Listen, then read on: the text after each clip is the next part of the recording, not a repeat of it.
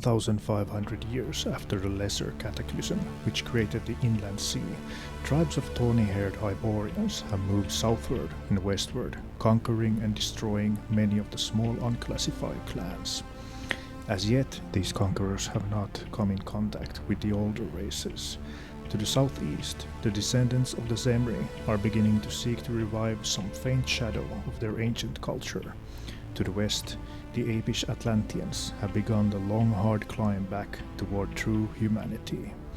While to the south of them, the Picts remain savages, apparently defying the laws of nature by neither progressing nor retrogressing, and far to the south dreams the ancient, mysterious kingdom of Stygia. On its eastern borders wander clans of nomadic savages, already known as the Sons of Shem, while next to the Picts, in the broad valley of Zing, protected by great mountains, a nameless band of primitives have created an advanced agricultural system and life.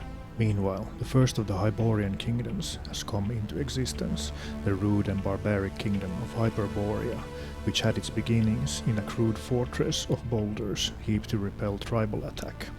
There are few more dramatic events in history than the rise of this fierce kingdom, whose people turn abruptly from nomadic life to rear dwellings of naked stone surrounded by cyclopean walls. All this time, far to the east, the Lemurians are evolving a strange semi-civilization all their own, built on the wreckage of the one they overthrew. The Hyborians, meanwhile, have founded the kingdom of Koth on the borders of the pastoral lands of Shem.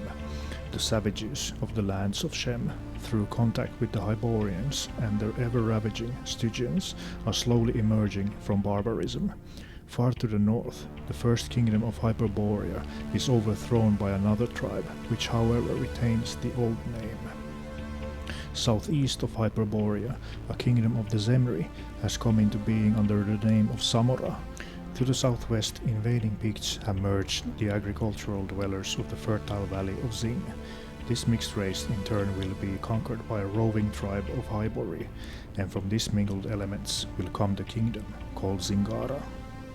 500 years later, the kingdoms of the world are clearly defined. The kingdoms of the Hyborians, Aquilonia, Nemedia, Bithynia, Hyperborea, Koth, Ophir, Argos, Corinthia and the Border Kingdom dominate the western world. Zamora lies to the east, Zingara to the southwest of these. Far to the south sleeps Stygia, untouched by foreign invasions, though the peoples of Shem have exchanged the Stygian yoke for the less galling one of Koth. The Stygians have been driven south of the great river Styx, also called Nilus or Nile, which empties into the western sea. North of Aquilonia are the Cimmerians, ferocious savages, untamed by any invaders. Descended from the ancient Atlanteans, they are progressing more rapidly than their old enemies, the Picts, who dwell in the wilderness west of Aquilonia.